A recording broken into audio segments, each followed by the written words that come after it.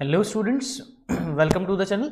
सो student, जैसे कि आपको पता है कि हम 2 चैप्टर कंप्लीट कर चुके हैं। एक है फंडामेंटल्स ऑफ पार्टनरशिप और दूसरा है हमारा गुडविल। आज के हम इस क्लास में स्टार्ट करने जा रहे हैं अपना एक new chapter, that is change in profit sharing ratio और रिकॉन्स्टिट्यूशन ऑफ पार्टनरशिप फर्म और dissolution of partnership. I said dissolution of partnership, मैंने ये बोला डिसोल्यूशन ऑफ पार्टनरशिप, मैं ये नहीं बोल रहा डिसोल्यूशन ऑफ फर्म। तो there is a difference between dissolution of partnership and dissolution of a firm. Okay, तो इस चैप्टर के 3 नाम हो सकते हैं, change in profit sharing ratio, reconstitution और डिसोल्यूशन ऑफ पार्टनरशिप। ओके, तो हम यही चैप्टर स्टार्ट करने जा रहे हैं। तो इस चैप्टर का नाम लिख लेते हैं change in profit sharing ratio, change in profit sharing ratio. ठीक है, अब पार्टनर्स के बीच में क्या चेंज हो रहा है? रिलेशन चेंज होगा। ठीक है, पार्टनर्स के बीच में क्या चेंज होगा? रिलेशन। वो रिलेशन कैसे चेंज हो सकता है? वो रिलेशन हो सकता है कि उनका प्रॉफिट शेयरिंग रेशियो चेंज होगा। यहां पर जो रिलेशन होगा, आने वाले जो और चैप्टर्स हैं रिकॉन्स्टिट्यूशन में और क्या क्या आता है? एडमिशन आता है, रिटायरमेंट आता है, डेथ आता है, ये सारी चीजें आती है। ठीक है, तो हम यहाँ पे जो डिस्कस करेंगे पहला change in profit sharing ratio करेंगे। ठीक है, तो रिकॉन्स्टिट्यूशन की अगर हम बात करें तो रिकॉन्स्टिट्यूशन कब होता है? When there is change in PSR. अगर पार्टनर्स के बीच में क्या चेंज हो जाए? Profit sharing ratio. अगर नए पार्टनर का क्या हो जाए? एडमिशन हो जाए। नए पार्टनर का क्या हो जाए? एडमिशन हो जाए। ठीक है, कोई पार्टनर क्या हो जाए? रिटायर हो जाए। कोई पार्टनर क्या हो जाए? रिटायर हो जाए। या किसी पार्टनर की क्या हो जाए? डेथ हो जाए। तो ये सब क्या है? ओके, या पर आप बिजनेस को क्या कर दो? सोल्ड कर दो। बिजनेस को क्या कर दो? आप सोल्ड कर दो। ठीक है, बिजनेस को क्या कर दो? आप सोल्ड कर देते हैं, तब क्या होता है? आपका क्या हो जाएगा? Change in profit sharing ratio. Okay, ठीक है, बात समझ में आ रही है? अमेलगेमेशन हो गया। ठीक है, तो यहां पर क्या है? Change in profit sharing ratio, तो रिकॉन्स्टिट्यूशन हो गया बिजनेस का। अब देखना जरा, यहां पर हम सबसे पहले कैलकुलेट करते हैं सेक्रीफाइसिंग रेशियो। क्या कैलकुलेट करते हैं? Sacrificing ratio. सेक्रीफाइसिंग रेशियो का फॉर्मूला होता है old share minus new share. Old share में से हम क्या माइनस करेंगे? न्यू शेयर को माइनस करेंगे, तो हमारे पास क्या आ जाएगा? सेक्रीफाइसिंग शेयर आ जाएगा, सेक्रीफाइसिंग रेशियो आ जाएगा। अब देखिएगा, अगर किसी का पॉजिटिव आता है, अगर किसी का पॉजिटिव रिजल्ट है तो सेक्रीफाइसिंग पार्टनर है। ठीक है, और अगर किसी का नेगेटिव आता है तो कौन सा पार्टनर है? गेनिंग पार्टनर है। सेक्रीफाइसिंग पार्टनर को हमेशा क्रेडिट करते हैं और गेनिंग पार्टनर को हमेशा क्या करेंगे? डेबिट करेंगे। ओके, कभी कभी क्वेश्चन पूछता है गेनिंग रेशियो का फॉर्मूला बता दो। गेनिंग रेशियो का फॉर्मूला होता है new ratio minus old ratio. तो न्यू में से क्या माइनस करते हैं? ओल्ड करते हैं। लेकिन जब आप ये फॉर्मूला लगाओगे तो यहाँ पर इंटरप्रिटेशन चेंज होगा। अगर पॉजिटिव है तो वो पार्टनर कौन सा पार्टनर है? वो गेनिंग पार्टनर है। ठीक है, और अगर कोई माइनस में आ रहा है तो कौन सा पार्टनर है? वो सेक्रीफाइसिंग पार्टनर। लेकिन रूल वही लगेगा, ये डेबिट होता है और ये क्या होता है? क्रेडिट होता है, क्योंकि हमने फॉर्मूला चेंज करा है ना, इसलिए ये साइन चेंज हो गए। अदरवाइज अगर आप यही फॉर्मूला लगाएंगे तो बिल्कुल सेम चीजें आएंगी। बात समझ में आ रही है? ठीक है, क्लियर है इतनी बात कि आप सेक्रीफाइसिंग रेशियो कैसे कैलकुलेट करते हैं? ठीक है, चलो अब बात आती है यहां पर, अब बात आती है नेक्स्ट वैल्यूएशन ऑफ गुडविल की। किसकी बात आती है? Valuation of goodwill. ठीक है, कि गुडविल को कैसे वैल्यूड करते हैं? Valuation of goodwill. ठीक है, देखो गुडविल को कैसे वैल्यू करेंगे। अब गुडविल या तो एग्जिस्टिंग गुडविल हो सकती है। कौन सी गुडविल हो सकती है? एग्जिस्टिंग गुडविल, या फिर एपियर्ड गुडविल, या फिर एपियर्ड गुडविल। ठीक है, एग्जिस्टिंग गुडविल और एपियर्ड गुडविल, ये कहां पर होती है गुडविल? ये गुडविल बैलेंस शीट के एसेट साइड में दे रखी होती है। बैलेंस शीट के एसेट साइड में गुडविल दे रखी होती है। तो इस गुडविल को हम क्या करते हैं? Before change in profit sharing ratio इस गुडविल को हम क्या करते हैं? राइट ऑफ करते हैं। क्या करते हैं? Right of. अब आपको पता है बच्चों कि गुडविल एक एसेट है, गुडविल बीइंग एन एसेट, तो गुडविल का कौन सा बैलेंस होगा? Debit balance. भाई जब गुडविल एसेट है तो कौन सा बैलेंस होगा? Debit balance. अब डेबिट चीज को हम क्या कर रहे हैं? राइट ऑफ कर रहे हैं। डेबिट चीज को क्या कर रहे हैं? हम राइट ऑफ। तो डेबिट को राइट ऑफ कैसे किया जाएगा? क्रेडिट से। ओके, और मैंने कहा before change in profit sharing ratio, profit sharing ratio change होने से पहले तो कोई ना कोई पार्टनर्स तो रहे होंगे, तो क्या एंट्री के पास करेंगे? पार्टनर्स कैपिटल या current account debit to goodwill. क्या करेंगे? पार्टनर्स कैपिटल और current account debit to goodwill. और किस रेशियो में होगी? ओल्ड रेशियो में, क्योंकि before change in profit sharing ratio की हम बात कर रहे हैं। क्लियर है?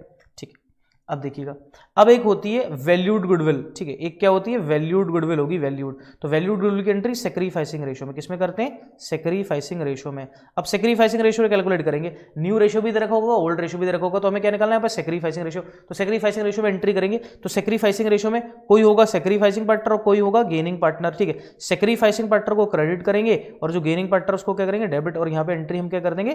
पास कर देंगे। एंट्री हमारी क्या हो जाएगी? यहाँ पर पास हो जाएगी। ठीक है, बात समझ में आ रही है? ओके, चलो नेक्स्ट देखते हैं। नेक्स्ट बेटा रीवैल्यूएशन अकाउंट। नेक्स्ट क्या है?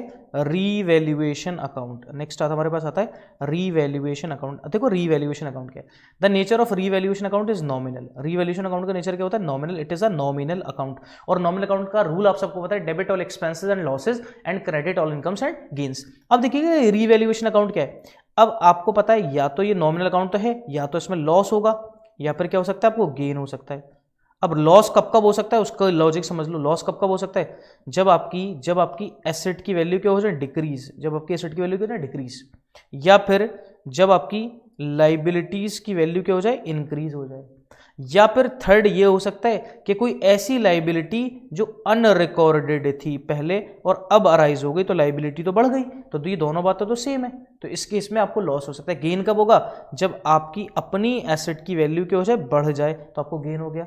जब आपके ऊपर कोई लाइबिलिटी है वो क्या हो जाए, कम हो जाए, या फिर कोई ऐसी एसेट जिसके बारे में आपको इल्म नहीं है, जिसके बारे में आपको नहीं पता, वो आपको मिल जाए, तो क्या है, अनरिकॉर्डेड एसेट, तो किसके बराबर है, आपके गेन के बराबर है। क्लियर है। अब आपको पता है इसका नेचर है नॉमिनल, तो नॉमिनल के केस में हम लॉस को डेबिट करते हैं, लॉस को क्या करते हैं, डेबिट, और गेन को क्या करते हैं, हम क्रेडिट करते हैं। तो यही बात याद रखिएगा कि जब भी रीवैल्यूएशन पे लॉस होगा, रीवैल्यूएशन पे जब भी लॉस होगा, तो हम एंट्री में रीवैल्यूएशन को हमेशा क्या करेंगे, डेबिट। क्या एंट्री होगी, रीवैल्यूएशन अकाउंट डेबिट।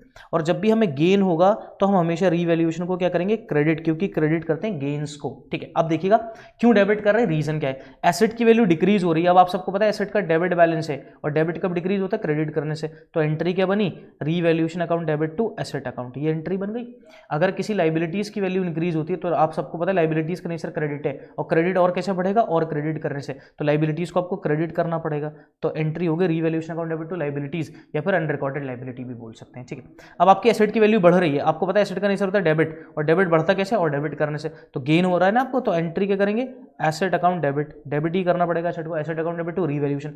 लाइबिलिटीज की वैल्यू डिक्रीज हो रही है, आपको पता है लाइबिलिटीज का नेचर होता है क्रेडिट, क्रेडिट कैसे डिक्रीज होगा, डेबिट से, तो लाइबिलिटीज को क्या करना पड़ेगा, हमें डेबिट करना पड़ेगा, लाइबिलिटीज अकाउंट डेबिट। कोई ऐसी एसेट है अनरिकॉर्डेड फिर अराइज हो गई, तो ये भी हमारी एसेट आ रही है, तो एसेट को क्या करते हैं, हम डेबिट करते हैं। बात समझ में आ गई, क्लियर है। ठीक है, अब ये जो रीवैल्यूएशन का प्रॉफिट और लॉस है, इसको पार्टनर्स के अकाउंट में ट्रांसफर कर देते हैं। ठीक है, अगर प्रॉफिट है तो क्रेडिट साइड में ट्रांसफर होगा, और अगर लॉस है तो पार्टनर्स कैपिटल के डेबिट साइड में ट्रांसफर किया जाएगा। आई होप ये चीज आपको बहुत अच्छे से आती भी है पहले से, है ना। चलिए देखिएगा, नेक्स्ट बच्चों, treatment of reserves, treatment of reserves, है ना, ट्रीटमेंट ऑफ रिजर्व्स। किसकी ट्रीटमेंट कर रहे हैं हम, रिजर्व्स की ट्रीटमेंट कर रहे हैं। अब रिजर्व्स में पहली ट्रीटमेंट हम देखेंगे वर्कमैन कॉम्पनसेशन रिजर्व की, उसके बाद हम देखेंगे ट्रीटमेंट, उसके बाद हम ट्रीटमेंट देखेंगे इन्वेस्टमेंट फ्लक्चुएशन रिजर्व की, उसके बाद हम ट्रीटमेंट देखेंगे जनरल रिजर्व की, और प्रॉफिट एंड लॉस अकाउंट का क्रेडिट बैलेंस।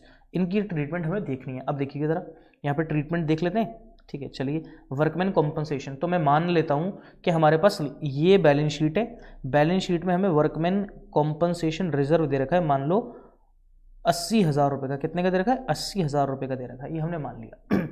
पहले केस में ये कह रहा है when there is no claim, no claim at all, मतलब ये वर्कमैन कॉम्पनसेशन रिजर्व क्यों बना, वर्कर्स को कॉम्पनसेट करने के लिए एक रिजर्व बनाया, अगर उनके साथ कोई मिसहैपनिंग होती है तो यहाँ से उनको हम पैसा पे कर सकते हैं। तो पहली साल तो कोई क्लेम ही नहीं हुआ, तो इसका मतलब ये रिजर्व तो यूज हुआ ही नहीं, रिजर्व तो एज इट इज बच रहा है। तो रिजर्व किसको बिलोंग करता है, पार्टनर्स को, और आपको पता है all reserve are created out of profits. तो जब इस रिजर्व को पार्टनर बांटेंगे तो उनकी कैपिटल बढ़ेगी, कैपिटल का नेचर होता है क्रेडिट, और क्रेडिट और कैसे बढ़ता है, क्रेडिट करने से, तो रिजर्व तो खत्म हो जाएगा। तो क्या एंट्री होगी, workman compensation reserve account debit to partners capital account, और ये एंट्री किस रेशियो में होगी, ओल्ड रेशियो में। किस रेशियो में होगी ये एंट्री, ओल्ड रेशियो में। और कितना आएगा अमाउंट, पूरा 80,000 रुपये। कितना आएगा अमाउंट, 80,000 रुपये। क्लियर है।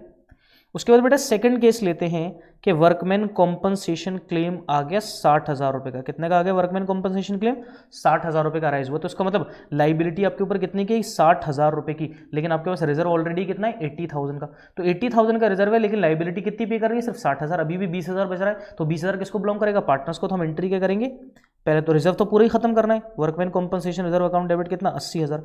अब लाइबिलिटी आ रही तो लाइबिलिटी तो क्रेडिट करनी पड़ेगी, क्योंकि लाइबिलिटी का नेचर ही क्रेडिट होता है 60,000 से, और 2 बाकी किसमें बांट देंगे, पार्टनर्स कैपिटल में। किसमें, पार्टनर्स कैपिटल में कितना, 20,000। और किस रेशियो में बटेगा, ओल्ड रेशियो में बटेगा। किस रेशियो में, ओल्ड रेशियो में बटेगा। ये होगा condition number 2।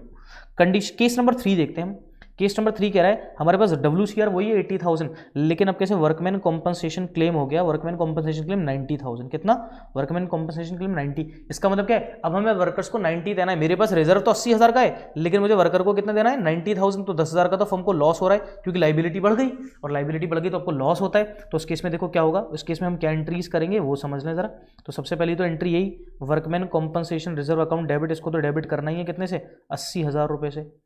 2 workman compensation claim कितने का, 90,000 रुपीज़ का। तो बैलेंस ही नहीं हो रहा, 10,000 का डेबिट में और आएगा। यस, क्या आएगा बच्चों, जल्दी से बताओ, यस, वेरी गुड। देखो कुछ बच्चों ने बताया रीवैल्यूएशन अकाउंट डेबिट कितने से, 10,000 रुपये से रीवैल्यूएशन अकाउंट डेबिट। अब ये एंट्री रुकी नहीं यहाँ पे, ये रीवैल्यूएशन का लॉस है तो इसको पार्टनर्स बियर करेंगे, तो पार्टनर्स की कैपिटल कम होगी तो partners capital account debit to revaluation account, ठीक है। और किस रेशो में हो गई, ओल्ड रेशो में। किस रेशो में हो गई, ओल्ड रेशो में। तो ये थी ट्रीटमेंट वर्कमैन कॉम्पनसेशन रिजर्व की। आई होप आपको अच्छे से समझ में आ गई हो, ठीक है। नेक्स्ट देखते हैं हम investment fluctuation reserve, IFR।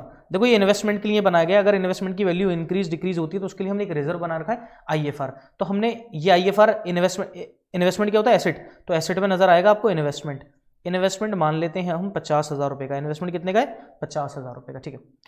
Investment 50,000 रुपये का, और इन्वेस्टमेंट फ्लक्चुएशन रिजर्व है हमारे पास 10,000 रुपये का। कितने का इन्वेस्टमेंट फ्लक्चुएशन रिजर्व, 10,000 रुपये। पहली कंडीशन ये कह रही है market value is same as book value. Market value क्या है, बिल्कुल सेम है जितनी क्या है हमारे पास book value, it is the book value. और मार्केट वैल्यू अगर मार्केट में बेचने निकले तो अभी ये 50,000 का बिक जाएगा। तो इस केस में क्या है, ये रिजर्व तो यूज ही नहीं हुआ, तो इस रिजर्व को कौन बांट लेंगे, पार्टनर्स। तो पहले केस की एंट्री क्या करेंगे हम, investment fluctuation reserve account debit to partners capital account, और ये सब होगा किसमें, ओल्ड रेशो में। किस रेशो में होगा, ओल्ड रेशो में काम किया जाएगा।